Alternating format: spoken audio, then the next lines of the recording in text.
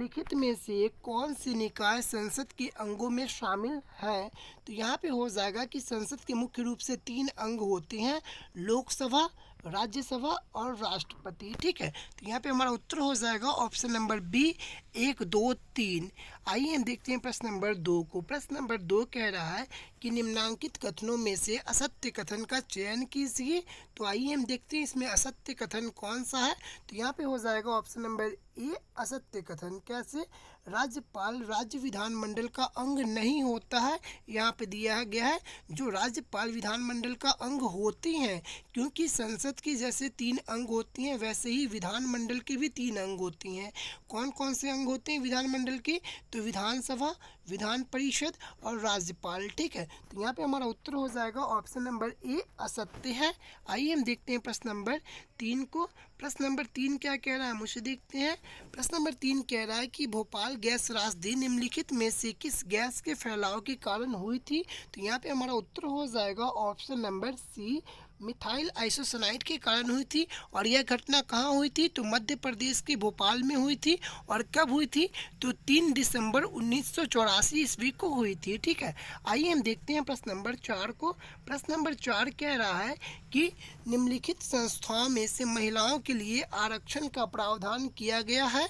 तो यहाँ पे हमारा उत्तर हो जाएगा ऑप्शन नंबर बी केवल 3 और 4 में। कि कौन कौन से क्षेत्र में? तो पंचायती राज में और नगर पालिका में। ठीक है, तो यहाँ पे हमारा उत्तर हो जाएगा ऑप्शन नंबर बी केवल 3 और 4 में। ठीक है, आइए हम देखते हैं प्रश्न नंबर 5 को। प्रश्न नंबर 5 कह रहा है कि भारत में विभिन्न धार्मिक समुदाय के लोग निवास करते हैं, उनके जनसंख्या अनुपात का सही क्रम बताइए। ठीक है, तो आइए हम देखते हैं उनके जनसंख्या अनुपात का सही क्रम। यहाँ पे हिंदू हो जाता तो पहले हिंदू होता फिर मुस्लिम होता। ठीक है, लेकिन यहाँ पे हिंदू मुस्लिम नहीं दिया गया, तो हम आइए देखते हैं यहाँ पे हो जाएगा ऑप्शन नंबर सी।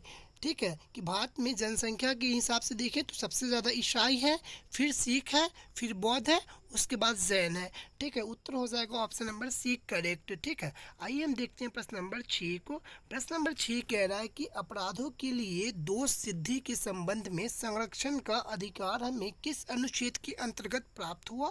तो हमारा उत्तर हो जाएगा ऑप्शन नंबर ए अनुच्छेद 20 के अंतर्गत प्राप्त हुआ। आइए हम देखते हैं प्रश्न नंबर 7 को। प्रश्न नंबर 7 कह रहा है कि धर्मनिरपेक्षता पंच निरपेक्षता का भारतीय संदर्भ में कौन सा है?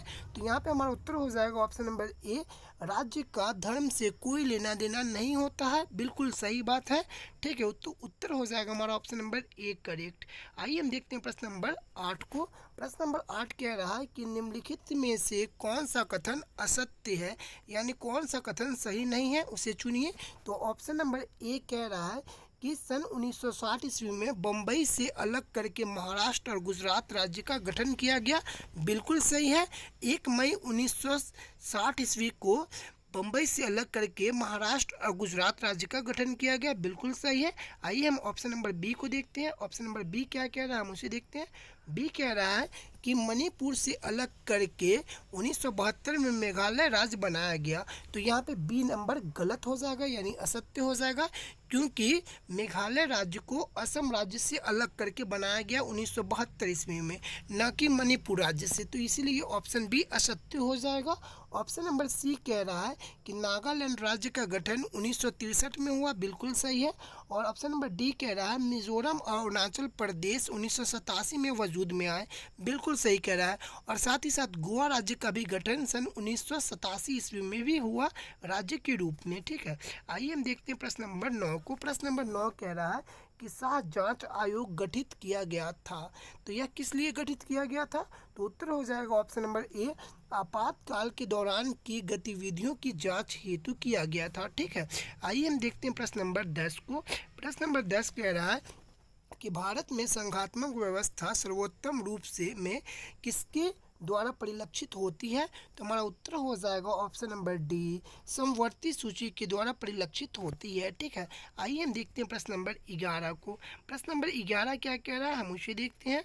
प्रश्न नंबर 11 कह रहा है कि उच्चतम न्यायालय के न्यायाधीश के रूप में नियुक्त होने के लिए निम्नलिखित में से कौन सा एक मापदंड सही नहीं है? तो यहाँ पे हमारा हो जाएगा उत्तर ऑप्शन नंबर सी।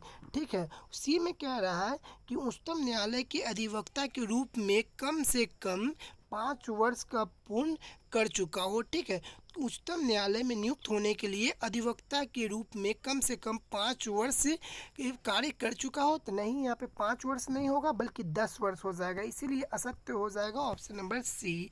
आइए हम देखते हैं प्रश्न नंबर 12 को। प्रश्न नंबर 12 कह रहा है कि मद्यपान तथा नशाखोरी पर प्रतिबंध संबंधित प्रावधान सम्मिलित है। तो यहाँ पे हमारा उत्तर हो जाएगा ऑप्शन नंबर सी में, राज्य के नीति निर्देशक तत्व में सम्मिलित है, क्योंकि मद्यपान आर्टिकल 47 में वर्णन है। ठीक है, मद्यपान का भारतीय संविधान के समवर्ती सूची के आर्टिकल 47 में वर्णन है। और जैसा कि हमें पता है कि राज्य में डीपीएसपी, जिसे हम हिंदी में कहते हैं राज्य के नीति निर्देशक तत्व का वर्णन आर्टिकल 36 से लेकर के आर्टिकल 51 में किया गया है। तो यहाँ पे मद्यपान निषेध कहाँ पे दिया गया है? तो आर्टिकल 47 में। तो हमारा हो जाएगा क्या? ऑप्शन नंबर सी करेक्ट हो जाएगा। ठीक है, आइए हम देखते हैं प्रश्न नंबर 13 को। प्रश्न नंबर 13 क्या कह रहा है? निम्नलिखित में से कौन सा राज्यपाल की शक्तियों से संबंधित नहीं है? ठीक है, तो यहाँ पे हमारा उत्तर हो जाएगा, आइए हम देखते हैं हमारा उत्तर हो जाएगा यहाँ पे क्या, उसे हम देखते हैं।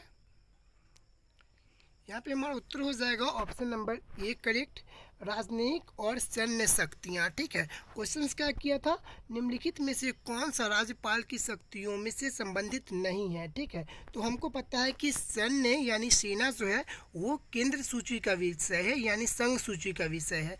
ठीक है, तो सैन्य संबंधित शक्तियाँ ये राज्यपाल को नहीं दी गई हैं बल्कि राष्ट्रपति को दी गई है। तो यहाँ पे ऑप्शन नंबर ए सही नहीं होगा। ठीक है, आइए हम देखते हैं प्रश्न नंबर 14 को। प्रश्न नंबर 14 कह रहा है कि गंगा नदी के दक्षिण में इसकी सहायक नदी सोन के आसपास का क्षेत्र प्राचीन काल में किस नाम से जाना जाता था?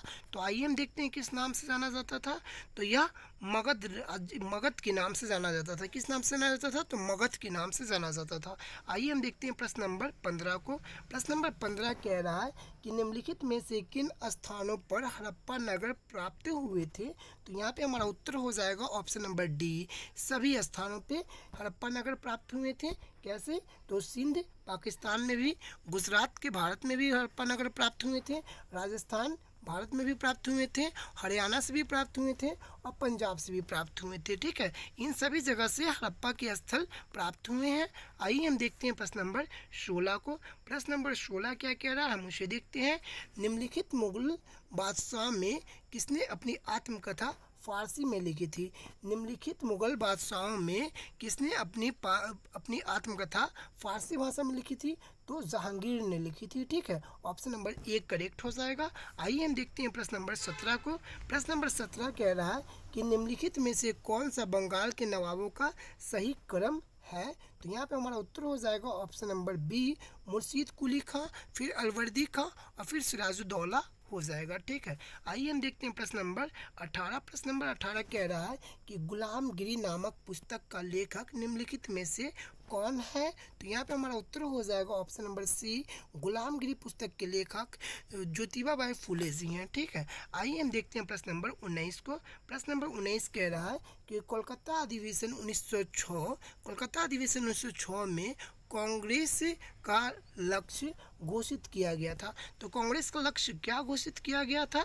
तो आइए हम यहाँ पे देखते हैं, इसका उत्तर हो जाएगा ऑप्शन नंबर ए, स्वराज प्राप्ति का लक्ष्य घोषित किया गया था। ठीक है, आइए हम देखते हैं प्रश्न नंबर 20 को। प्रश्न नंबर 20 कह रहा है कि सन 1939 ईस्वी में निम्नलिखित में से किसे All India States Peoples Conference का अध्यक्ष चुना गया? तो यहाँ पे हमारा उत्तर हो जाएगा option number C, Jawaharlal Nehru ji को चुना गया। आइए हम देखते हैं प्रश्न नंबर 21। प्रश्न नंबर 21 कह रहा है कि निम्नलिखित में से कौन सी लिपियों अशोक के अभिलेखों में प्रयुक्त हुई थी? कौन सी लिपियां अशोक के अभिलेखों से प्राप्त हुई थी? तो यहाँ पे हमारा उत्तर हो जाएगा option number B, Brahmi, Kharoshthi एवं अरिमाइक लिपि प्राप्त हुई थी। आइए हम देखते हैं प्रश्न नंबर 22। प्रश्न नंबर 22 क्या कह रहा है कि कुषाण काल में निम्नलिखित में से कौन से स्थान से बौद्ध कला के महान केंद्र थे? तो यहाँ पे हमारा उत्तर हो जाएगा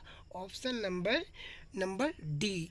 ठीक है, ए और बी दोनों कौन सा? तो नागार्जुन कुंड और अमरावती कुंड। ठीक है, आइए हम देखते हैं प्रश्न नंबर 23 को। प्रश्न नंबर 23 क्या कह रहा है उसे हम देखते हैं। सूची 1 को सूची 2 से मिलान करना है, तो आइए हम मिलान करते हैं। यहाँ पे पहले हम देख लेते हैं, इसका उत्तर हो जाएगा ऑप्शन नंबर बी। ठीक है, तो आइए मिलान करते हैं। कैलाश मंदिर कहाँ है, तो कांचीपुरम में है। हलेश्वर मंदिर कहाँ है, तो हलेश्वर मंदिर है आपको हेलीविड में। और वृद्धेश्वर मंदिर कहाँ है, तो वृद्धेश्वर मंदिर तंजौर तमिलनाडु में है।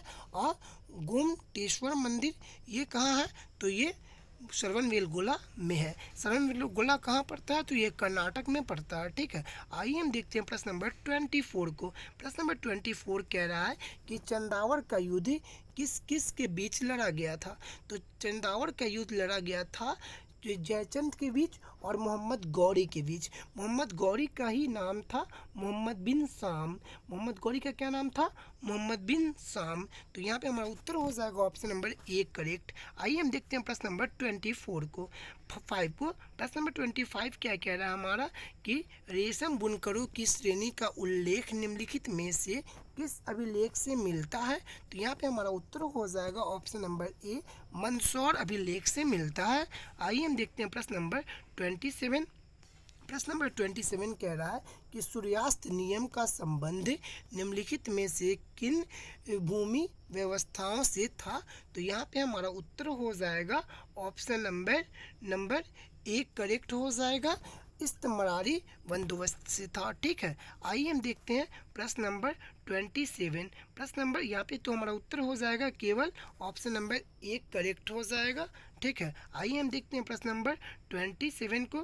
प्रश्न नंबर 27 हमारा कह रहा है कि असहयोग आंदोलन के संदर्भ में निम्नलिखित कथनों में से कौन से कथन सही नहीं है, तो यहाँ पे हमारा उत्तर हो जाएगा ऑप्शन नंबर सी असहयोग आंदोलन में किसानों, श्रमिकों और कारीगरों ने भाग नहीं लिया था, ये गलत कथन है। असहयोग आंदोलन में किसानों ने बढ़ चढ़ के भाग लिया था, श्रमिकों ने भी भाग लिया था और कारीगरों ने भी भाग लिया था।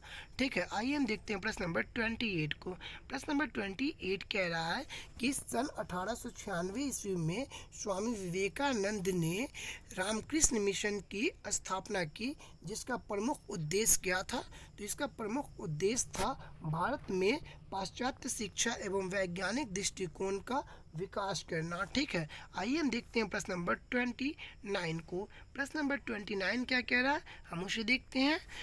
अंटार्कटिका महाद्वीप को चारों ओर से घेरने वाले महासागर का क्या नाम है, तो यहाँ पे हमारा उत्तर हो जाएगा ऑप्शन नंबर ए दक्षिणी महासागर नाम है। ठीक है, अंटार्कटिका महासागर को चारों ओर से घेरने वाले का क्या नाम है, तो दक्षिणी महासागर नाम है। ठीक है, आइए हम देखते हैं प्रश्न नंबर 30 को। प्रश्न नंबर 30 कह रहा है कि उच्च ताप एवं दाब के कारण कौन सी सेल कायांतरिक सेल में परिवर्तित हो सकती है, तो यहाँ पे हमारा उत्तर हो जाएगा ऑप्शन नंबर सी ए और बी दोनों, आग्नेय सेल और अवसादी सेल दोनों। ठीक है, आइए हम देखते हैं प्रश्न नंबर 31 को। प्रश्न नंबर 31 कह रहा है कि निम्नलिखित में से किसका सागरीय जल की लवणता सर्वाधिक योगदान है, निम्नलिखित में से किसका सागरीय जल की लवणता में सर्वाधिक योगदान है, तो यहाँ पे हमारा उत्तर हो जाएगा ऑप्शन नंबर ए सोडियम क्लोराइड का। ठीक है, आइए हम देखते हैं प्रश्न नंबर 32 को। प्रश्न नंबर 32 कह रहा है कि वृहद ज्वार आने की सही स्थिति क्या है, तो वृहद ज्वार आने का सही स्थिति है ऑप्शन नंबर ए हो जाएगा जब सूर्य, चंद्रमा एवं पृथ्वी तीनों एक सीधी रेखा में हो। ठीक है, आइए हम देखते हैं प्रश्न नंबर 33 को।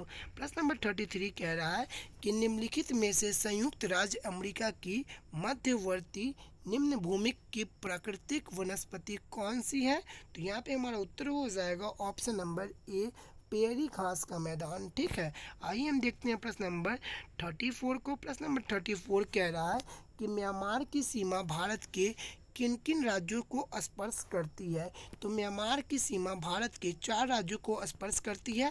कौन कौन, तो अरुणाचल प्रदेश, नागालैंड, मणिपुर और मिजोरम। ठीक है, इन 4 राज्यों को स्पर्श करती है। तो इसमें इन 4 राज्यों कौन कौन से हैं, एक आपको मिजोरम हो गया और दूसरा आपको मणिपुर हो गया। तो 4 और 5 राज्यों को स्पर्श करती है। तो आइए हम ऑप्शन लगाते हैं 4 और 5 34 का, तो यहाँ पे हो जाएगा ऑप्शन नंबर बी, केवल 4 और 5 स्पर्श करती है मणिपुर और मिजोरम। ठीक है, आइए हम देखते हैं प्रश्न नंबर 5 को। प्रश्न नंबर 35 को। 35 कह रहा है कि निम्नलिखित में से कौन सा कथन सही नहीं है।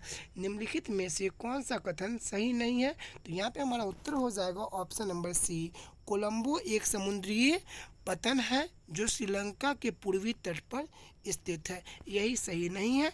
आइए हम देखते हैं प्रश्न नंबर 36 को। प्रश्न नंबर 36 कह रहा है कि निम्नलिखित में से हिमालय के किस भाग को आंतरिक हिमालय के नाम से जाना जाता है, तो यहाँ पे हमारा उत्तर हो जाएगा ऑप्शन नंबर बी, बृहत हिमालय या महान हिमालय। ठीक है, आइए हम देखते हैं प्रश्न नंबर 37 को।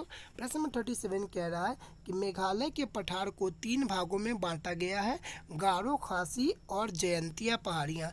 इस विभाजन का आधार क्या है, तो यह इस विभाजन का आधार जनजातियाँ हैं। ठीक है, आइए हम देखते हैं प्रश्न नंबर 38 को। प्रश्न नंबर 38 कह रहा है कि इस नदी का उद्गम कैलाश पर्वत श्रेणी के मानसरोवर झील के निकट चेमा यांगडुंग हिमदत से है।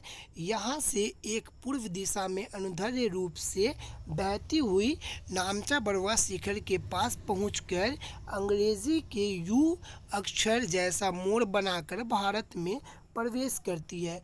उपयुक्त विवरण किस नदी के संदर्भ में कही गई है, तो हमारा उत्तर हो जाएगा ऑप्शन नंबर ए, ब्रह्मपुत्र नदी के संदर्भ में कही गई है। ठीक है, आइए हम देखते हैं प्रश्न नंबर 39 को। प्रश्न नंबर 39 कह रहा है कि निम्नलिखित में से कौन सा कारण भारत के उत्तर पश्चिम भाग में शीत ऋतु में होने वाली वर्षा के लिए उत्तरदायी है, तो यहाँ पे हमारा उत्तर हो जाएगा ऑप्शन नंबर डी, पश्चिमी विक्षोभ के कारण। ठीक है, आइए हम देखते हैं प्रश्न नंबर 40 को। प्रश्न नंबर 40 कह रहा है कि व्यक्ति वस्तुओं को देख पाता है जब प्रकाश वस्तु पर पड़े और आंखों की तरफ आए। आइए हम देखते हैं प्रश्न नंबर 41 को। प्रश्न नंबर 41 कह रहा है कि अंतःश्वसित वायु तथा उच्च श्वसित वायु में ऑक्सीजन का प्रतिशत कितना होता है, तो हम वायु ग्रहण कितना करते हैं, यानी वायु हम अंदर कितना लेते हैं, तो 21% और बाहर कितना छोड़ते हैं, तो 16.4%। ठीक है, उत्तर हमारा हो जाएगा ऑप्शन नंबर ए करेक्ट। आइए हम प्रश्न नंबर 42 को देखते हैं। प्रश्न नंबर 42 कह रहा है कि चिकित्सक हृदय स्पंद को मापने के लिए निम्नलिखित में से किस यंत्र का उपयोग करते हैं, तो हमारा उत्तर हो जाएगा ऑप्शन नंबर सी, इलेक्ट्रोकार्डियोग्राफ, जिसे हम ईसीजी भी कहते हैं। ठीक है, हृदय की जांच के लिए ये सबसे ज़्यादा उपयोगी होती है। आइए हम देखते हैं प्रश्न नंबर 43 को। प्रश्न नंबर 43 कह रहा है कि निम्नलिखित में से कौन सा खाद्य श्रृंखला का सही क्रम है, तो आइए हम यहाँ पे देखते हैं कि कौन सी खाद्य श्रृंखला यानी फूड चेन का सही क्रम है। तो देखिए, घास को कौन खाएगा, तो घास को कीट खाएगा। ठीक है, घास को कौन खाएगा, तो कीट खाएगा। कीट को कौन खाएगा, तो मेढक खाएगा। मेढक को कौन खाएगा, तो सांप खाएगा। और सांप को कौन खा जाएगा, तो गरुड़ खा जाएगा। ठीक है, तो यहाँ पे बिल्कुल एकदम सही क्रम बैठा हुआ है। ठीक है, कैसे, तो गरुड़ किसको खाएगा, तो गरुड़ सांप को खाएगा। सांप किसको खाएगा, मेढक को खाएगा। मेढक किसको खाएगा, तो यह कीट को खाएगा। और कीट किसे खाता है, तो घास को खाता है। ये एकदम करेक्ट हो जाएगा। आइए हम देखते हैं प्रश्न नंबर 44। प्रश्न नंबर 44 कह रहा है कि कॉड लीवर तेल में विटामिन डी अधिक मात्रा में पाया जाता है। ये कॉड लीवर तेल निम्नलिखित में से किस जीव से प्राप्त किया जाता है, तो आइए हम देखते हैं किससे प्राप्त किया जाता है, तो हमारा उत्तर हो जाएगा ऑप्शन नंबर बी। यह कॉड तिल जो होता है वो किससे पाया जाता है, तो मछली के यकृत से पाया जाता है। ठीक है, आइए हम देखते हैं प्रश्न नंबर 45 को। प्रश्न नंबर 45 कह रहा है कि सूची 1 को सूची 2 से मिलान करें। एक तरफ दिया गया है आविष्कार और दूसरा तरफ दिया गया है आविष्कारक यानी खोजकर्ता। ठीक है, जिसको कहते हैं आविष्कारकर्ता। ठीक है, तो इसको हम मिलान करते हैं काफ़ी अच्छे से। आइए हम देखते हैं। ठीक है, एक सेकंड, पहले हम इसका उत्तर लगा लेते हैं। इसका उत्तर हो जाएगा ऑप्शन नंबर ए करेक्ट। ठीक है, किण्वन किण्वन का खोज किसने किया था? तो किण्वन का खोज किया था लुई पास्चर ने। पेनिसिलिन का खोज किया था अलेक्जेंडर फ्लेमिंग ने। चेचक के टीका का खोज किया था एडवर्ड जेनर ने। और बेसिलस एथरीसिस का खोज किया था रॉबर्ट कोच ने। दोस्तों, हमारा उद्देश्य यह बिल्कुल भी नहीं है कि आपको गलत क्वेश्चंस का टिक लगाते हुए चलते बढ़े, ठीक है। तो हम थोड़ा कंफर्म कर लेते हैं इसे।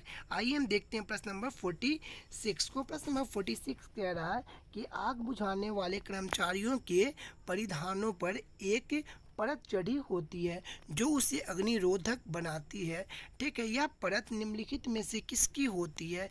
तो यह परत किसकी होती है? तो यहाँ पे हमारा उत्तर हो जाएगा ऑप्शन नंबर ए, मेलामाइन की होती है, ठीक है। आइए हम देखते हैं प्रश्न नंबर 47 को। प्रश्न नंबर 47 कह रहा है कि पृथ्वी कई परतों में बटी हुई है, इनमें से कौन सी परत भूपद्य के लिए उत्तरदायी है? तो हमारा उत्तर हो जाएगा ऑप्शन नंबर ए, भूपर्पटी, ठीक है।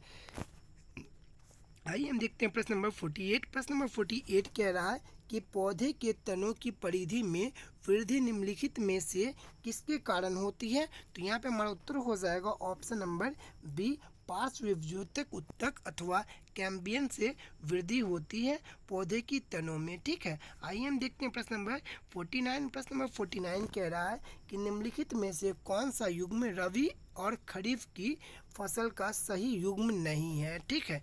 तो यहाँ पे हमारा उत्तर हो जाएगा ऑप्शन नंबर बी, उड़द और सोयाबीन, ठीक है। आइए हम देखते हैं प्रश्न नंबर 50 को। प्रश्न नंबर 50 कह रहा है कि जल की कठोरता के लिए निम्नलिखित में से कौन से तत्व उत्तरदायी है? तो यहाँ पे हमारा उत्तर हो जाएगा ऑप्शन नंबर बी, कैल्शियम और मैग्नीशियम, ठीक है। आइए हम देखते हैं प्रश्न नंबर 51। प्रश्न नंबर 51 कह रहा है कि निम्नलिखित में से कौन सा आहार नाल का सबसे लंबा भाग है? निम्नलिखित में से कौन सा आहार नाल का सबसे लंबा भाग है? तो यहाँ पे हो जाएगा क्षुद्रांश, ठीक है। आइए हम देखते हैं प्रश्न नंबर 52। प्रश्न नंबर 52 है कि हाइड्रोजन बम निम्नलिखित में से किस सिद्धांत पर आधारित है? तो यहाँ पे हमारा उत्तर हो जाएगा कि हाइड्रोजन बम अनियंत्रित संलयन अभिक्रिया पर आधारित है, ठीक है।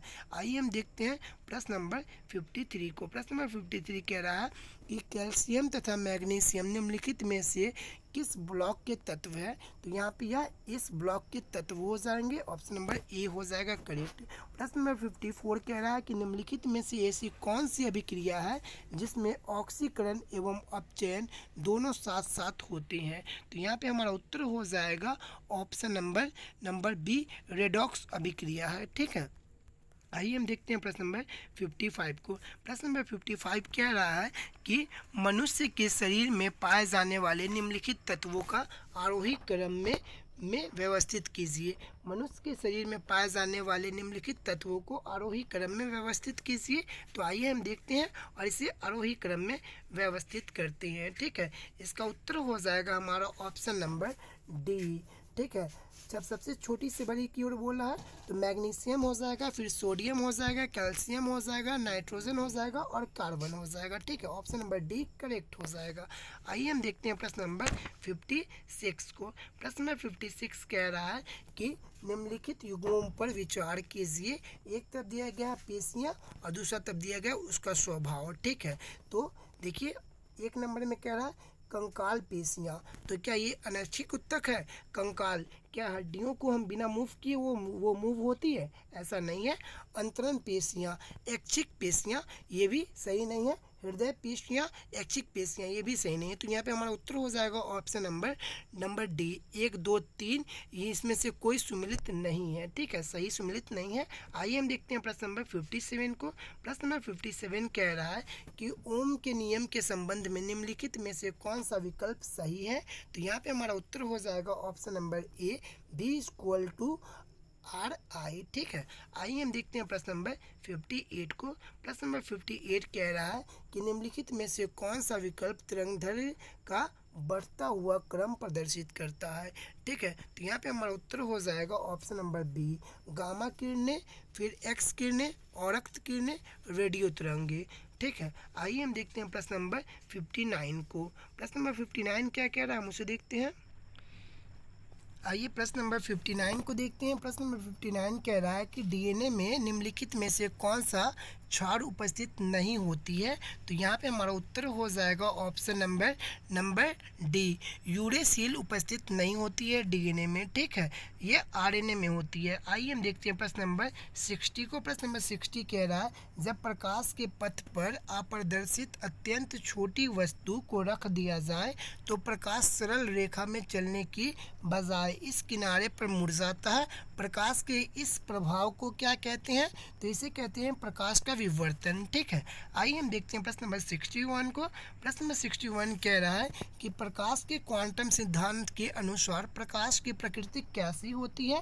तो यहाँ पे हमारा उत्तर हो जाएगा ऑप्शन नंबर सी, न तो कण के समान होती है और न ही तरंग के समान होती है, ठीक है। आइए हम देखते हैं प्रश्न नंबर 62 को। प्रश्न नंबर 62 कह रहा है केन और बेतवा नदी जोड़ परियोजना के शिलान्यास समारोह के दौरान किस पूर्व प्रधानमंत्री की 100वीं जयंती मनाई गई? केन बेतवा नदी जोड़ो परियोजना के शिलान्यास समारोह के दौरान किस पूर्व प्रधानमंत्री की 100वां जयंती मनाई गई? तो अटल बिहारी वाजपेयी की 100वां जयंती मनाई गई। आइए हम देखते हैं प्रश्न नंबर 63 को। प्रश्न नंबर 63 कह रहा है भारत और किस देश के बीच संयुक्त सैन्य अभ्यास साइक्लोन 2025 का 10 फरवरी 2025 को राजस्थान के महाजन फील्ड फायरिंग रेंज में शुरू हुई? तो यहाँ पे हमारा उत्तर हो जाएगा कि साइक्लोन युद्ध अभ्यास होता है भारत और मिस्र के बीच, ठीक है। आइए हम देखते हैं प्रश्न नंबर 64 को। प्रश्न नंबर 64 कह रहा है कि माधव राष्ट्रीय उद्यान जिसे मार्च 2025 में टाइगर रिजर्व घोषित किया गया था मध्य प्रदेश के यह किस जिले में स्थित है? तो मध्य प्रदेश के यह ऑप्शन नंबर सी करेक्ट हो जाएगा, मध्य प्रदेश के शिवपुरी जिले में यह स्थित है। आइए हम देखते हैं प्रश्न नंबर 65 को। प्रश्न नंबर 65 कह रहा है मार्च 2025 में भारत द्वारा शुरू किए गए मिशन ऑपरेशन ब्रह्मा का मुख्य उद्देश्य क्या था? तो ऑपरेशन ब्रह्मा का मुख्य उद्देश्य क्या था? आइए हम उसे देखते हैं। ऑप्शन नंबर यहाँ पे करेक्ट हो जाएगा option number B, operation Brahma का उद्देश्य था भूकंप के बाद म्यांमार को राहत सहायता पहुंचाना, ठीक है। आइए हम देखते हैं प्रश्न नंबर 66 को। प्रश्न नंबर 66 कह रहा अप्रैल 2025 में संसद के बजट सत्र के दौरान मध्य रात्रि में गर्मा गर्म बहस के बाद कौन सा प्रमुख विधेयक पारित किया गया? तो यह पारित किया गया ऑप्शन नंबर बी, वक्फ संशोधन बिल।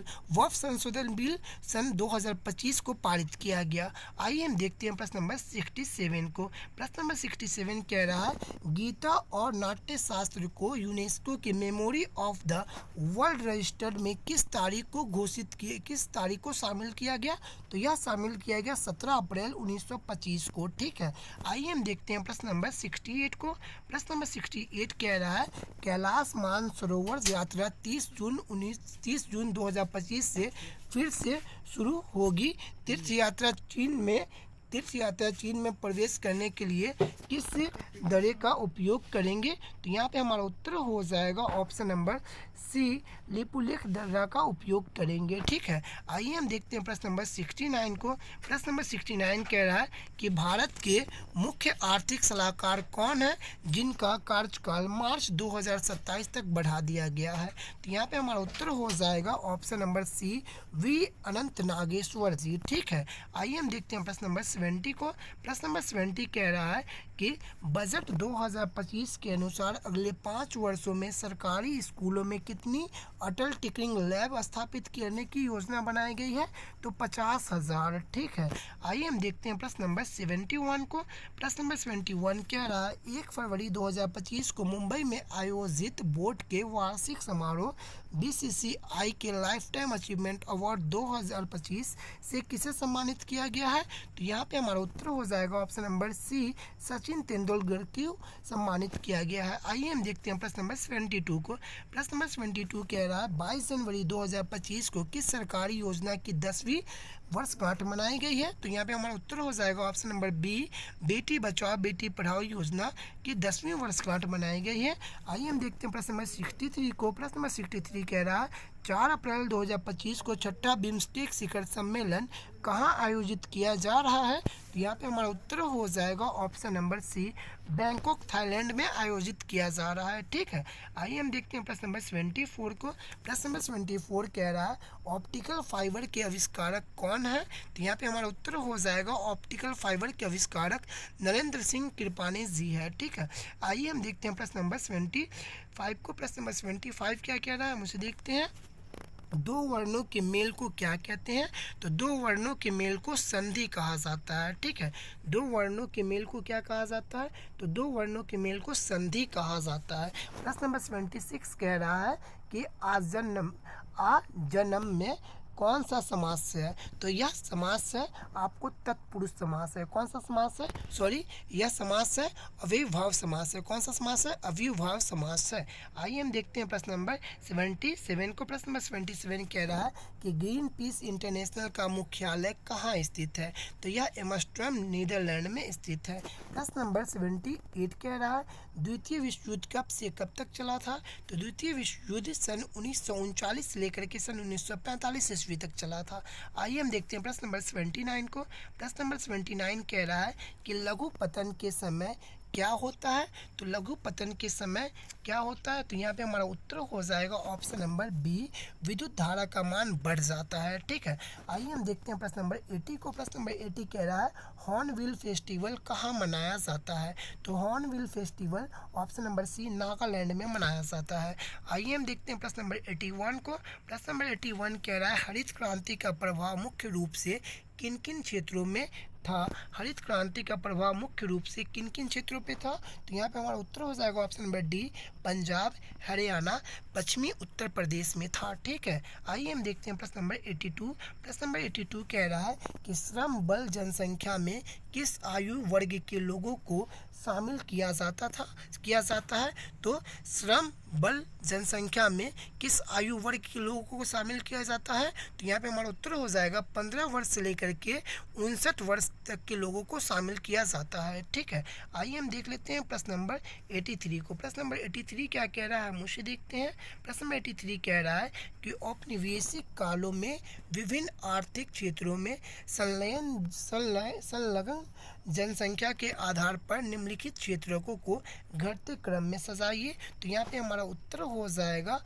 ऑप्शन नंबर ए, सबसे पहले कृषि हो जाएगा, फिर विनिर्माण हो जाएगा, फिर सेवा हो जाएगा। ठीक है, सबसे कम किसका है? तो ये सबसे कम किसका होता है राष्ट्रीय आय का? तो सबसे कम कृषि का होता है, फिर विनिर्माण का होता है, फिर सर्विस का होता है। ठीक है, सबसे ज़्यादा सर्विस का होता है। आइए हम देख लेते हैं प्रश्न नंबर 84 को। प्रश्न नंबर 84 कह रहा है कि निम्नलिखित कथनों पर विचार कीजिए। कथन ए कह रहा है कि भारत सरकार ने 1990 में नई आर्थिक नीति की घोषणा की थी। तो यहाँ पे हमारा ऑप्शन नंबर ए तो गलत दिखा रहा है कि भारत सरकार ने 1990 में नहीं बल्कि 1991 में नई आर्थिक नीति लाई थी। ठीक है, तो आर कह रहा है, कारण क्या कह रहा है कि वित्तीय संकट के समय विश्व बैंक और IMF के द्वारा वित्तीय सहायता उदारीकरण और निजीकरण की शर्तों पर दी गई। ठीक है, नीचे दिए गए कूट का प्रयोग करके सही उत्तर का चयन कीजिए। तो हमारा आर सही है। तो आइए हम देख लेते हैं यहाँ पे ऑप्शन को। तो इसका ऑप्शन हो जाएगा एक गलत है। ठीक है, एक गलत इसलिए है क्योंकि नई आर्थिक नीति पॉलिसी 1991 में लाई गई थी और यहाँ पे 1990 दे रहा है, इसलिए एक गलत हो जाएगा और आर बिल्कुल सही है। ठीक है, तो उत्तर हो जाएगा ऑप्शन नंबर डी। आइए हम देखते हैं प्रश्न नंबर 85 को। प्रश्न नंबर 85 कह रहा है विश्व व्यापार संगठन WTO का फुल फॉर्म होता है वर्ल्ड ट्रेड ऑर्गेनाइजेशन।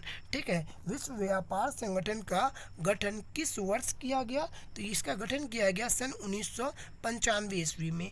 ठीक है, आइए हम देखते हैं प्रश्न नंबर 86 को, जो अंग्रेजी का प्रश्न है।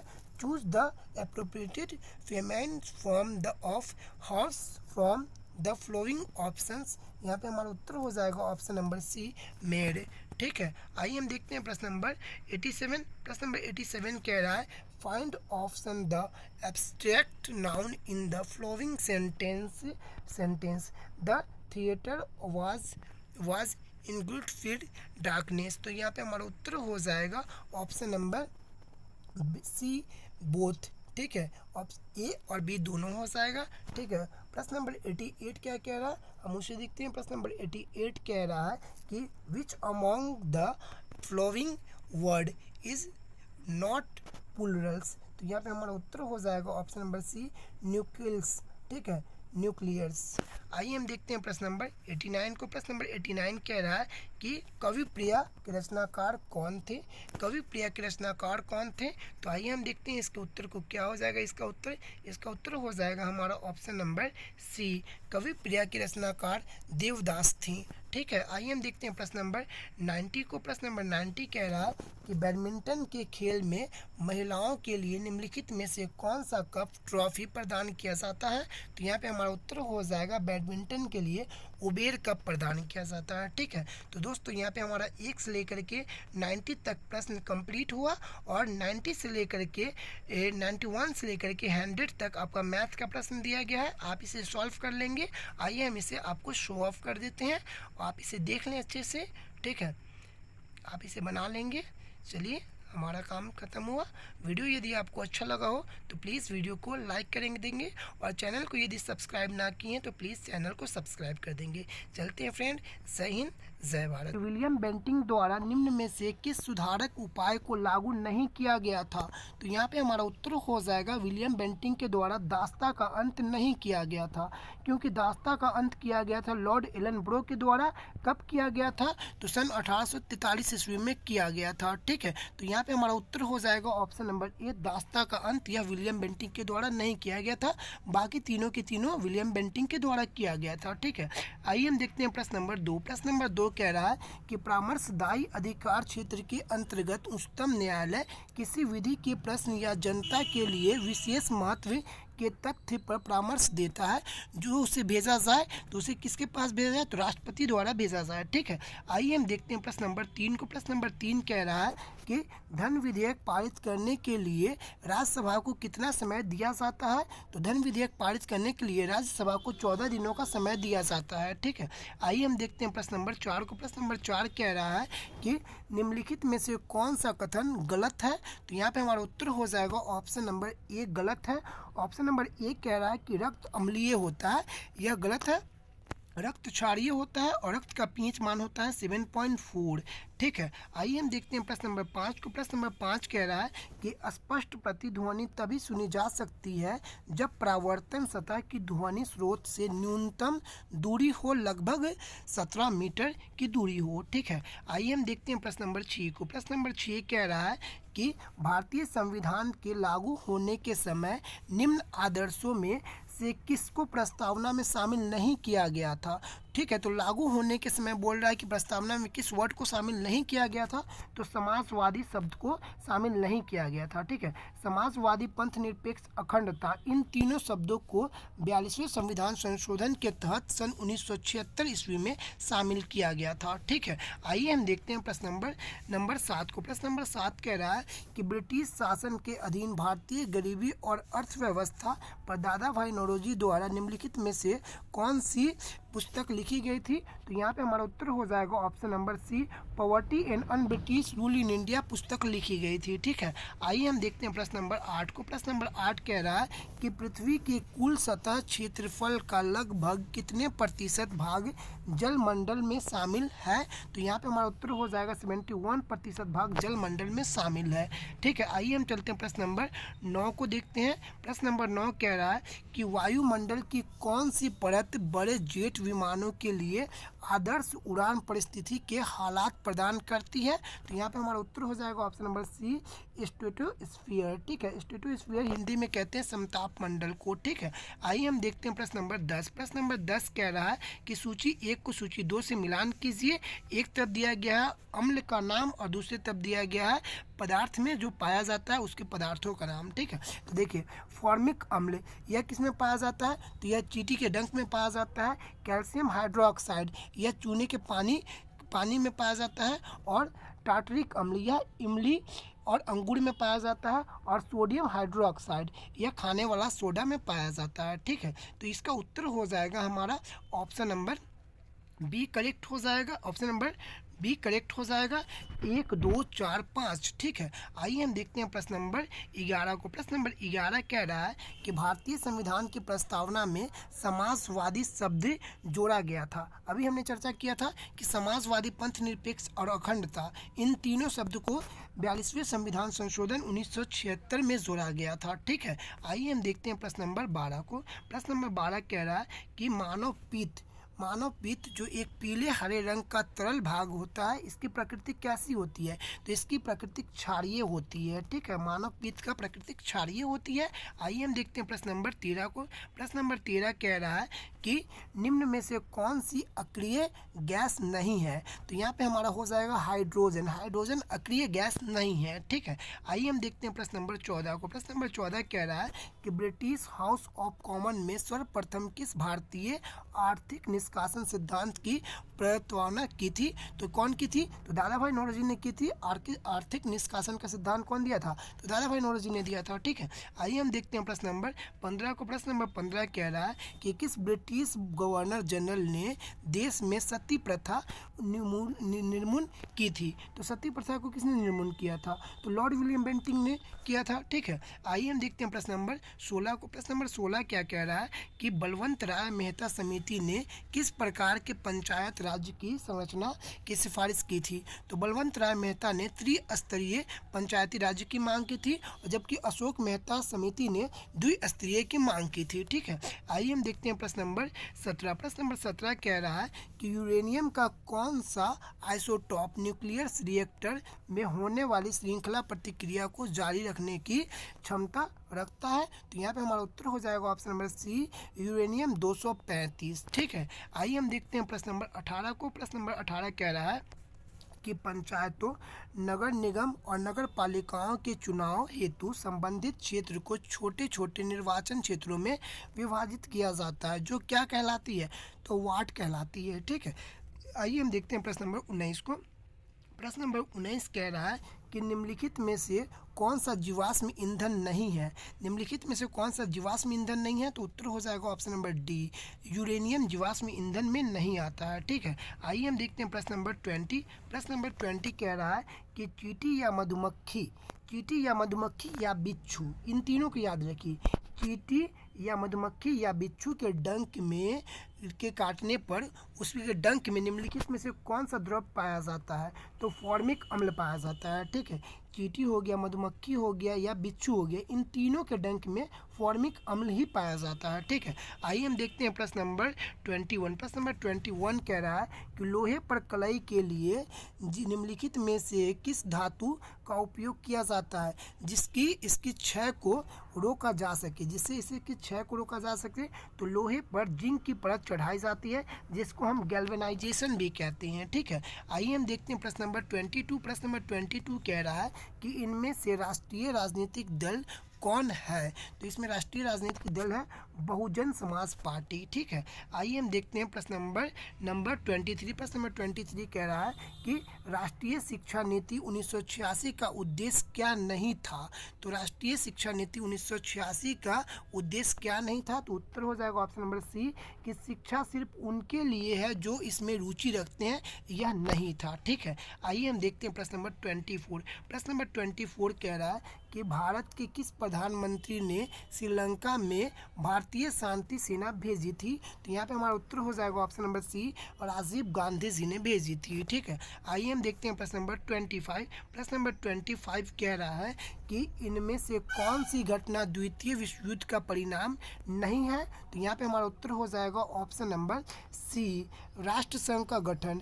राष्ट्रसंघ का गठन यह द्वितीय विश्व युद्ध का परिणाम नहीं है, क्योंकि राष्ट्रसंघ का गठन होता है सन 1920 ईस्वी में, ठीक है। और संयुक्त राष्ट्र संगठन का गठन कब होता है? संयुक्त राष्ट्र संघ का गठन कब होता है? सन 1945 में होता है, ठीक है। आइए हम देखते हैं प्रश्न नंबर 26 को। प्रश्न नंबर 26 कह रहा है कि तमिलनाडु में शीतकालीन वर्षा का कारण है, तो क्या कारण है? तो यहाँ पे हमारा उत्तर हो जाएगा ऑप्शन नंबर ए, उत्तर पूर्व मानसून कारण है तमिलनाडु में शीतकालीन वर्षा का, ठीक है। आइए हम देखते हैं प्रश्न नंबर 27। प्रश्न नंबर 27 कह रहा है कि अश्व यदि एकाएक चलना प्रारंभ कर दे तो अश्वारोही के पीछे की तरफ गिरने की आशंका का कारण क्या होता है? तो हमारा उत्तर हो जाएगा ऑप्शन नंबर ए, जड़त्व आघूर्ण के नियम के कारण होता है। ठीक है, आइए हम देखते हैं प्रश्न नंबर 28। प्रश्न नंबर 28 क्या कह रहा है हम उसे देखते हैं। निम्नलिखित में से कौन सा कथन सत्य नहीं है? निम्नलिखित में से कौन सा कथन सत्य नहीं है? तो यहाँ पे हमारा हो जाएगा ऑप्शन नंबर ए सत्य नहीं है। ए कह रहा है कि 1971 में दहेज निरोध अधिनियम बना था।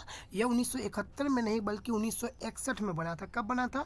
1961 में बना था और पहली बार संयुक्त अधिवेशन इसी में बुलाया गया था। इसमें कौन राष्ट्रपति थे इस समय? तो डॉक्टर राजेंद्र प्रसाद जी राष्ट्रपति थे और संयुक्त अधिवेशन पहली बार सन 1961 में दहेज निरोध अधिनियम के लिए बना था। ठीक है, आइए हम देखते हैं प्रश्न नंबर 29 को। प्रश्न नंबर 29 क्या कह रहा है हम उसे देखते हैं। प्रश्न नंबर 29 कह रहा है कि संविधान अपने नागरिकों को कौन से अधिकार की गारंटी देता है? तो संविधान अपने नागरिकों को, भारतीय नागरिकों को article 15, article 16, article 19, article 29, article 30, इन 5 प्रकार का अधिकार जो है वो भारतीय नागरिकों को स्पेशलिस्ट दिया गया है। कौन कौन सा? Article 15, article 16, article 19, article 29। एक second, article 15, article 16, article 19, article 29, article 30, ये 5 दिया गया है। तो हमारा उत्तर हो जाएगा ऑप्शन नंबर ए। ठीक है, समानता का अधिकार और अभिव्यक्ति की स्वतंत्रता का अधिकार। ठीक है, ये दोनों अधिकार दिया गया है। ठीक है, आइए हम देखते हैं प्रश्न नंबर 30 को। प्रश्न नंबर 30 कह रहा है कि निम्नलिखित में से विधान परिषद किस राज्य में नहीं है? तो हमारा उत्तर हो जाएगा विधान परिषद गुजरात में नहीं है। ठीक है, विधान परिषद वैसे है कहाँ कहाँ है? तो बिहार में है विधान परिषद, यूपी में है विधान परिषद, तेलंगाना में है विधान परिषद, आंध्र प्रदेश में है, कर्नाटक में है और महाराष्ट्र में है। इन 6 राज्यों में विधान परिषद है, लेकिन गुजरात में विधान परिषद नहीं है। ठीक है, आइए हम देखते हैं प्रश्न नंबर 31 को। प्रश्न नंबर 31 कह रहा है कि किस आंदोलन के दौरान महात्मा गांधी ने असहयोग आंदोलन का नारा दिया था? तो असहयोग आंदोलन का नारा दिया था महात्मा गांधी ने किस में? तो भारत छोड़ो आंदोलन में। ठीक है, आइए हम देखते हैं प्रश्न नंबर 32 को। प्रश्न नंबर 32 कह रहा है कि वायुमंडलीय परत जो सूर्य के पराबैंगनी किरणों से हमारी रक्षा करती है वह कौन सा है? तो वह है ओजोन मंडल। ठीक है, आइए हम देखते हैं प्रश्न नंबर 33। प्रश्न नंबर 33 कह रहा है कि प्रारंभ में एक अविभाजित विशाल स्थलखंड था, वह क्या कहलाता था? तो वह पेंजिया कहलाता था। ठीक है, आइए हम देखते हैं प्रश्न नंबर 34। प्रश्न नंबर 34 हो जाएगा कि भारत में पुर्तगाली उपनिवेश की राजधानी गोवा को बनाने वाले व्यक्ति कौन थे?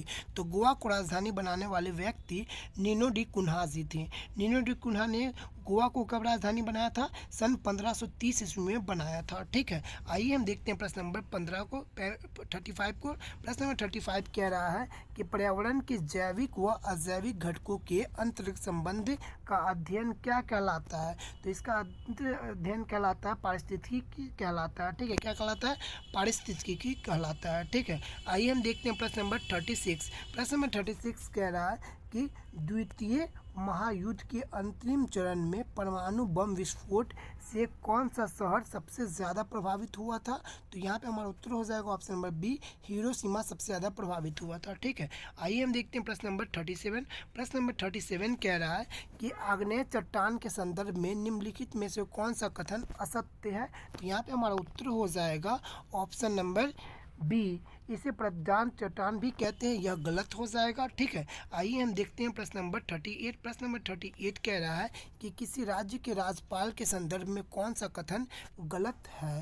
तो यहाँ पे हमारा उत्तर हो जाएगा ऑप्शन नंबर बी, राज्यपाल का चुनाव संसद करती है, यह गलत है, राज्यपाल का चुनाव नहीं होता है। ठीक है, आइए हम देखते हैं प्रश्न नंबर 39 को। प्रश्न नंबर 39 क्या कह रहा है हम उसे देखते हैं। प्रश्न नंबर 39 कह रहा है कि मानव शरीर के किस अंग में रुधिर ऑक्सीजन युक्त होता है? तो यहाँ पे हमारा उत्तर हो जाएगा ऑप्शन नंबर ए, बायां आलिंद में। ठीक है, आइए हम देखते हैं प्रश्न नंबर 40 को। प्रश्न नंबर 40 क्या कह रहा है हम उसे देखते हैं। प्रश्न नंबर 40 कह रहा है कि भारत के संविधान निर्माताओं ने निम्न में से कौन सा लक्षण अमेरिका के संविधान से ग्रहण किया? तो यहाँ पे हमारा उत्तर हो जाएगा उपरोक्त में से सभी। न्यायिक समीक्षा, यह भी अमेरिका के संविधान से लिया गया। मौलिक अधिकार, यह भी अमेरिका के संविधान से लिया गया।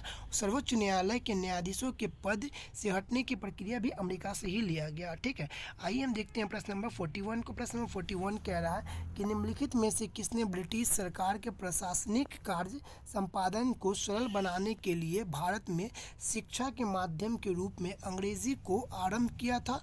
तो यह लॉर्ड मैकाले ने आरंभ किया था। ठीक है, आइए हम देखते हैं प्रश्न नंबर 42 को। प्रश्न नंबर 42 कह रहा है, एक सेकेंड, प्रश्न नंबर 42 कह रहा है कि नियत आयतन पर गैस की इकाई द्रव्यमान का तापमान 1 डिग्री सेंटीग्रेड पर बढ़ाने के लिए आवश्यक ऊष्मा की मात्रा क्या कहलाती है? तो यहाँ पे हमारा उत्तर हो जाएगा ऑप्शन नंबर ए, नियत आयतन पर विशिष्ट ऊष्मा कहलाती है। ठीक है, आइए हम देखते हैं प्रश्न नंबर 43। प्रश्न नंबर 43 कहता है कि निम्नलिखित में से मैथिली शरण गुप्त की रचना कौन सी नहीं है? तो मैथिली शरण गुप्त की रचना कौन सी नहीं है? तो पाथिक जो है यह मैथिली शरण गुप्त की रचना नहीं है। ठीक है, बाकी साकेत, भात भारती और पंचवटी ये तीनों मैथिली शरण गुप्त की रचना है। ठीक है, आइए हम देखते हैं प्रश्न नंबर 44। प्रश्न नंबर 44 कह रहा है कि निम्नलिखित में से कौन सा मूल अधिकार आपातकालीन के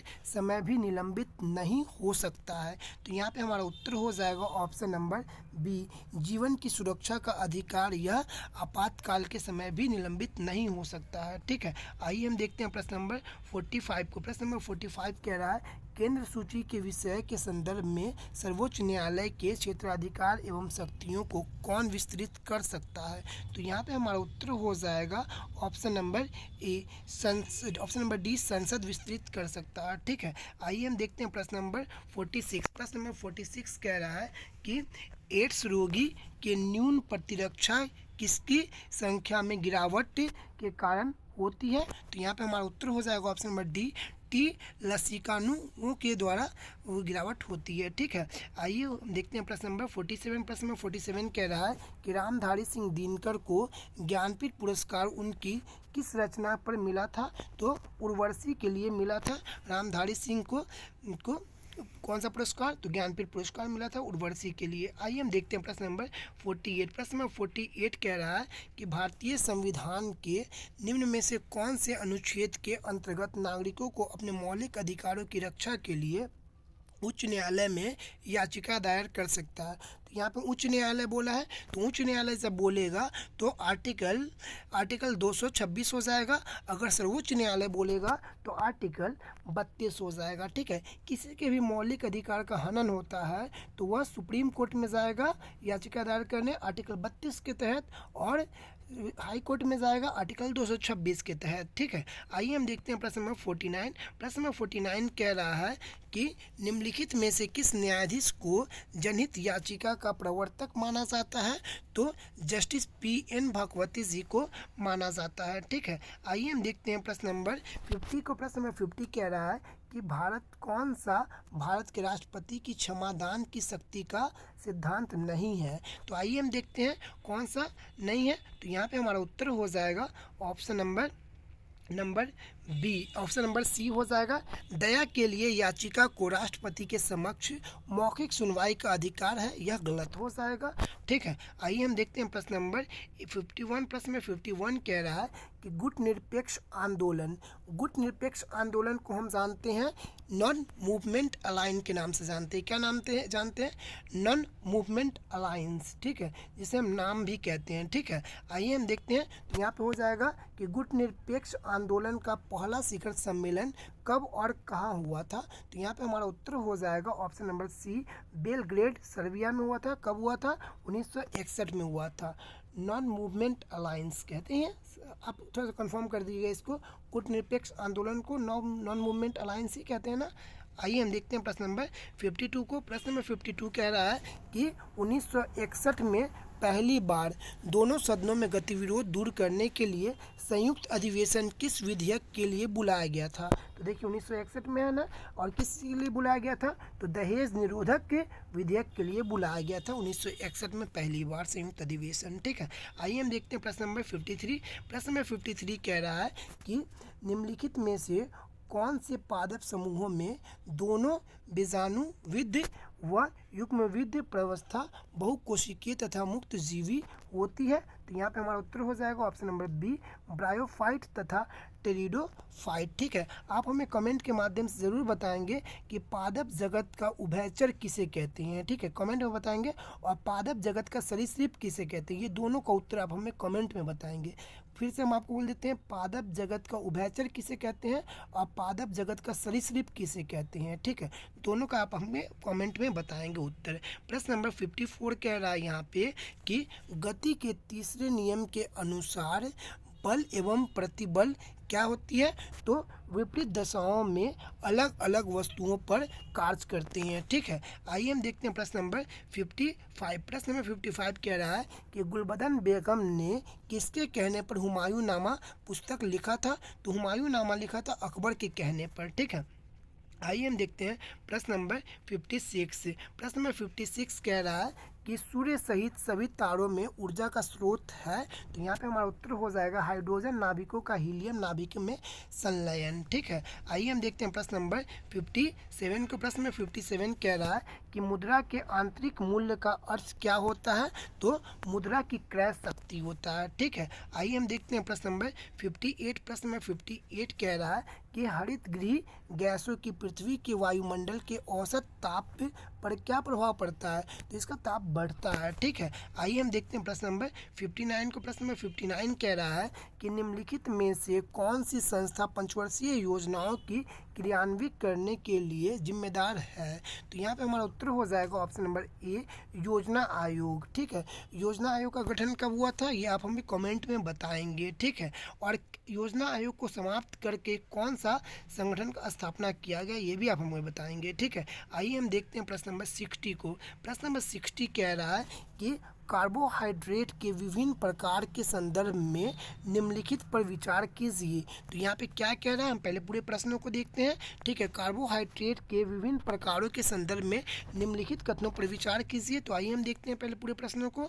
इसमें कह रहा है कि उपयुक्त में से कौन सा कार्बोहाइड्रेट का प्रकार नहीं है।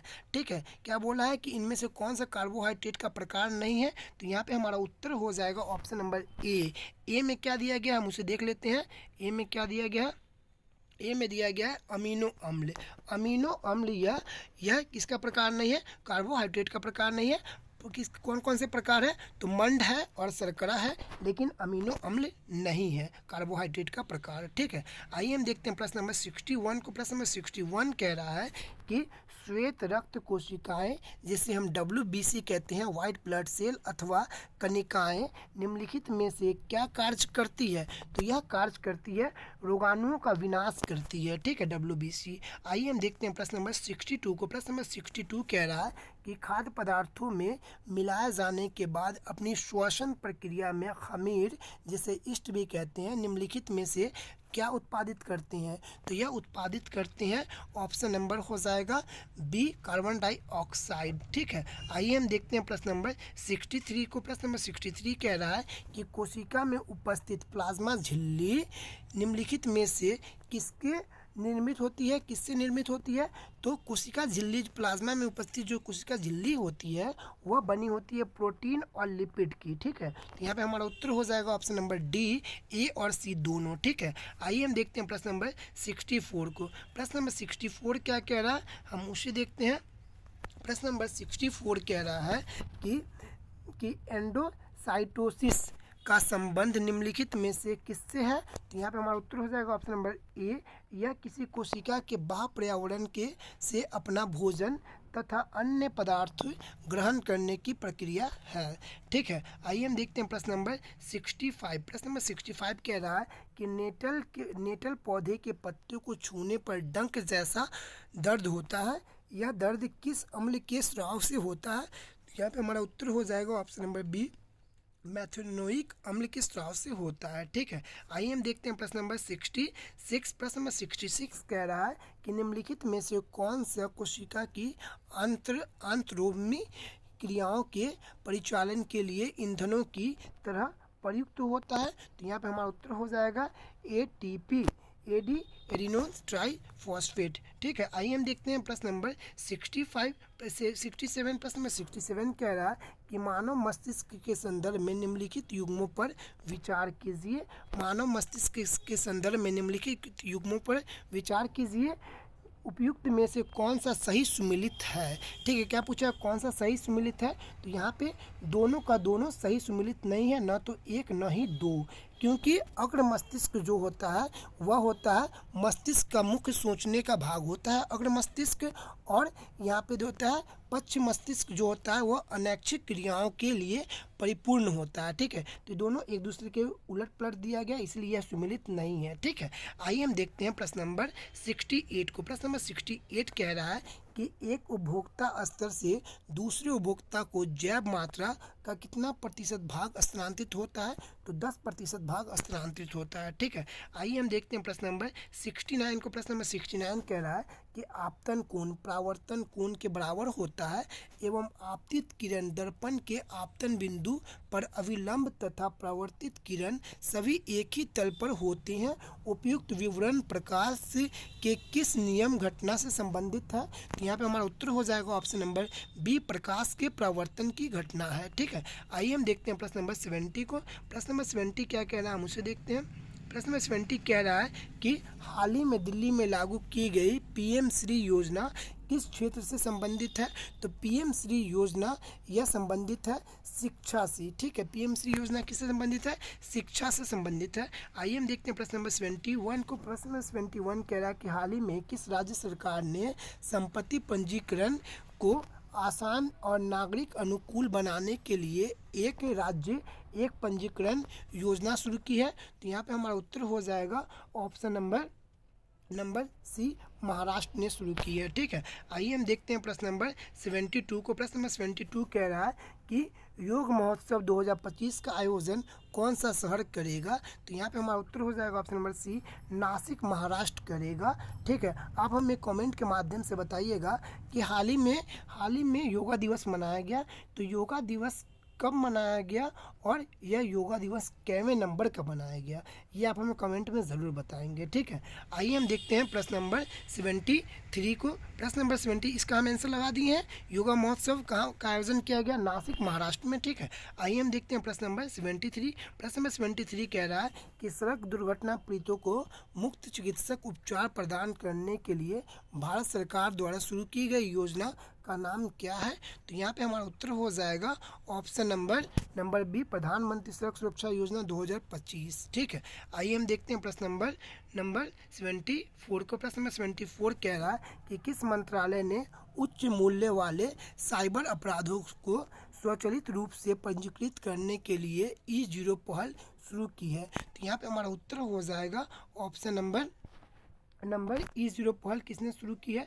तो विज्ञान और प्रौद्योगिकी मंत्रालय ने शुरू की है। ठीक है, आइए हम देखते हैं प्रश्न नंबर 75 को। प्रश्न नंबर 75 कह रहा है कौन सा राज्य केंद्र शासित प्रदेश अंतर्राष्ट्रीय योग एवं ध्यान महोत्सव 2025 की मेजबानी करेगा। तो यहाँ पे हमारा उत्तर हो जाएगा ऑप्शन नंबर सी, लद्दाख। ठीक है, आइए हम देखते हैं प्रश्न नंबर 76। प्रश्न नंबर 76 कह रहा है कि गुजरात का कौन सा शहर भारत का पहला ग्रीन फील्ड स्मार्ट सिटी के रूप में विकसित किया जा रहा है। तो धोलेरा शहर। ठीक है, आइए हम देखते हैं प्रश्न नंबर 77। प्रश्न नंबर 77 कह रहा है कि भारत नेट परियोजना का मुख्य उद्देश्य क्या है।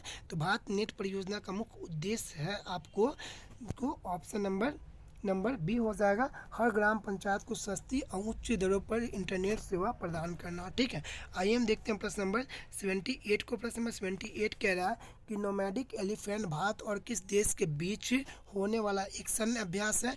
तो नोमैडिक एलिफेंट होता है भारत और मंगोलिया के बीच। ठीक है, आइए हम देखते हैं प्रश्न नंबर 79। प्रश्न नंबर 79 कह रहा है कि प्रति वर्ष भारत भर में हिंदी पत्रकारिता दिवस किस तारीख को मनाया जाता है। तो हिंदी पत्रकारिता दिवस मनाया जाता है 30 मई को प्रतिवर्ष। ठीक है, आइए हम देखते हैं प्रश्न नंबर 80 को। प्रश्न नंबर 80 है कि भारत के 52वें मुख्य न्यायाधीश CJI के रूप में किसे नियुक्त किया गया है। तो यहाँ पे हमारा उत्तर हो जाएगा option number A, Bhushan Ramakrishna Gavai ji को किया गया है। ठीक है, आइए हम देखते हैं प्रश्न नंबर 81 को। प्रश्न नंबर 81 कह रहा है कि भारत के किस विरासत स्थल को हाल ही में विश्व स्मारक निगरानी सूची 2025 में शामिल किया गया है।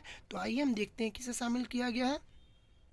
ऑप्शन नंबर हो जाएगा यहाँ पे ऑप्शन नंबर डी, मूसी नदी के किनारे ऐतिहासिक इमारत को शामिल किया गया है। ठीक है, आइए हम देखते हैं प्रश्न नंबर 82 को। प्रश्न नंबर 82 कह रहा है किस आंदोलन के दौरान आज़ाद दास्ता बिहार में सक्रिय था? आज़ाद दास्ता बिहार में सक्रिय था भारत छोड़ो आंदोलन के समय। ठीक है, आइए हम देखते हैं प्रश्न नंबर 83 को। प्रश्न नंबर 83 कह रहा है कि बिहार समाजवादी पार्टी जिसका गठन हुआ था 1931 ईस्वी में, का गठन किन्होंने किया था? तो यहाँ पे हमारा उत्तर हो जाएगा ऑप्शन नंबर ए फूलन प्रसाद तिवारी और राजेंद्र प्रसाद ने मिलकर किया था। ठीक है, आइए हम देखते हैं प्रश्न नंबर 84। प्रश्न नंबर 84 इंग्लिश का प्रश्न है। ठीक है, आप इसे देख लीजिएगा, हम आपको इसका आंसर लगाते चलते हैं। ठीक है, ऐसे कह रहा है, हम आपको बता देते हैं। Speech is the method, speech is the for क्या fastest method of communication used by people. ठीक है, आइए हम देखते हैं प्रश्न नंबर 85। 85 कह रहा है कि time is money, time is money. इसमें टाइम क्या है? तो टाइम एक नाउन है। ठीक है, आइए हम देखते हैं प्रश्न नंबर 86। प्रश्न नंबर 86 क्या कह रहा है? तो यहाँ पे क्वेश्चन थोड़ा लंबा, आप देख लीजिएगा, इसका उत्तर हो जाएगा कॉमन जेंडर। ठीक है, आइए हम देखते हैं प्रश्न नंबर 87। प्रश्न नंबर 87 कह रहा है fill up the blank with the correct option. The plane is flying above the town. ठीक है, आइए हम देखते हैं प्रश्न नंबर 88। प्रश्न नंबर 88 कह रहा है कि निम्नलिखित में से कौन सी बौद्धिक परिषद आधुनिक बिहार के भीतर आयोजित की गई थी? निम्नलिखित में से कौन सी बौद्धिक परिषद आधुनिक बिहार में आयोजित की गई थी? कौन कौन सी? तो देखिए, बौद्ध में टोटल 4 सम्मेलन हुआ था। ठीक है, पहला किया गया था राजगीर में, दूसरा किया गया था वैशाली में, तीसरा किया गया था पाटलिपुत्र में, और चौथा कहाँ किया गया था आप हमें कमेंट में बताएंगे। ठीक है, पहला कहाँ? तो राजगीर में, दूसरा वैशाली में, और तीसरा पाटलिपुत्र में। ठीक है, तो यहाँ पे हो जाएगा हमारा उत्तर ऑप्शन नंबर सी। 1 2 3 ये तीनों की तीनों बिहार में ही किए गए थे। और चौथा कहाँ किया गया था आप हमें कमेंट में बिल्कुल बताएंगे। ठीक है, आइए हम देखते हैं प्रश्न नंबर 89। प्रश्न नंबर 89 कह रहा है कि निम्नलिखित में से कौन सा बिहार में सबसे लोकप्रिय कृषि आधारित उद्योग है? तो यहाँ पे हमारा उत्तर हो जाएगा चीनी उद्योग बिहार में सबसे ज़्यादा प्रसिद्ध है। ठीक है, प्रश्न नंबर 90 कह रहा है, प्रश्न नंबर 90, और यह हमारा जीके जीएस का अंतिम प्रश्न है। बाकी 10 जो बच जाएंगे वो मैथ्स के प्रश्न बच जाएंगे, आपको हम शो कर देंगे, आप बना लेंगे उसे। ठीक है, प्रश्न नंबर 90 कह रहा है कि महाबोधि मंदिर परिसर बोध गया को किस वर्ष सांस्कृतिक श्रेणी में यूनेस्को की विश्व प्रसिद्ध स्थानों की सूची में शामिल किया गया था? तो सन 2002 में शामिल किया गया था। ठीक है, तो दोस्तों यहाँ पे हमारा कंप्लीट हुआ प्रश्न जीके जीएस का। आपको